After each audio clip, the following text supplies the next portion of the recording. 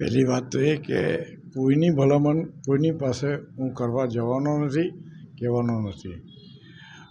અજીતજી પાસે તમે જે સમાચાર બનાવ્યા હતા એના ત્યાં હનુમાન ચાલીસાના પાઠ થાય છે દર વખતે. હું એને શરૂ કર્યું ત્યાંથી હું જતો આવ્યો છું, એ જ ગયો છે.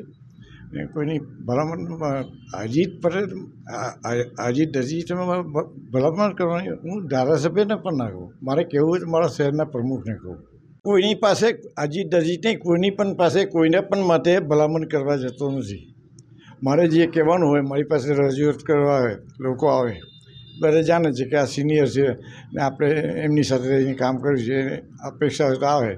હું એમને એટલું જ કહું છું કે હું સંકલનમાં છું નહીં, હું ચર્ચામાં કોઈ જગ્યાએ ભાગ લેવાનો નથી. આખું ખાનદાન ભાજપ સાથે જોડેલું છે, આખું ખાનદાન, અને 30 વર્ષથી લગાતાર મહેનત કરતા આવ્યા છે, વિવિધ પદ પર કામ કર્યું છે. એમને માગણી કરી છે, એક કોપી મને પણ આપવા આવ્યા છે.